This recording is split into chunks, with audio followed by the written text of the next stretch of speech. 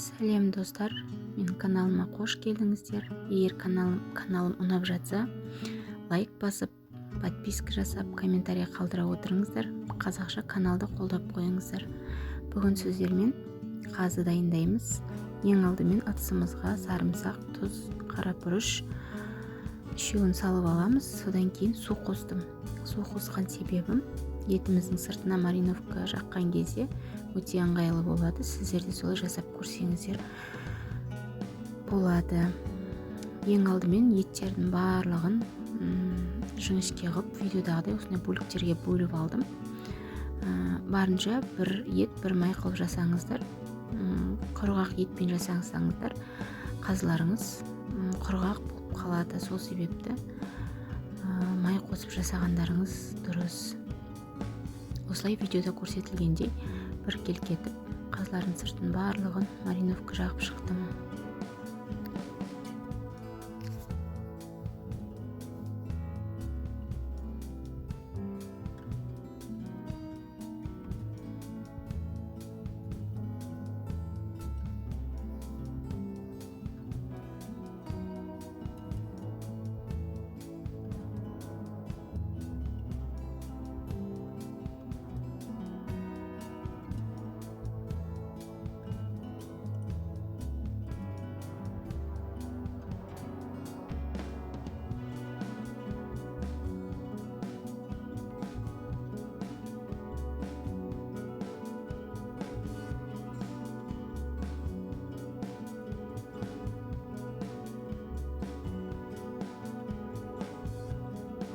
Мариновкілеп болдық.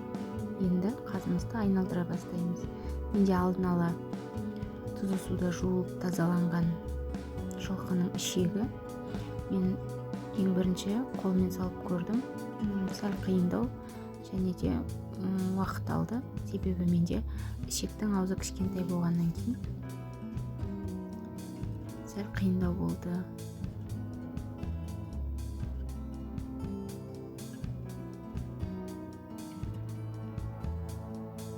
Екінші әдісті қолданып көрдім. Екінші әдіс баклажканың аузын кесіп алып, осылай ішекке басын салып, қазыларымды осылай салып көрдім. Өте ыңғайлы әрі уақытыңызды үнемдейсіз, тез жасалады. Сіздерге де осылай жасап көруге кеңес беремін.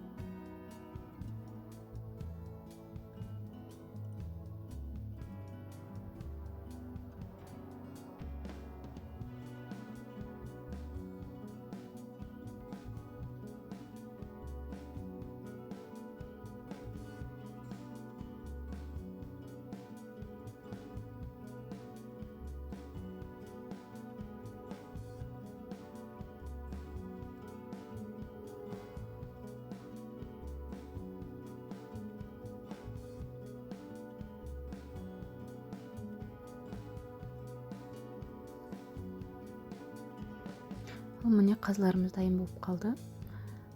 Мейлінше ауыздарын қаттырақ байлаймыз жіппен, себебі шешіліп кетуі мүмкін пісірген кезде.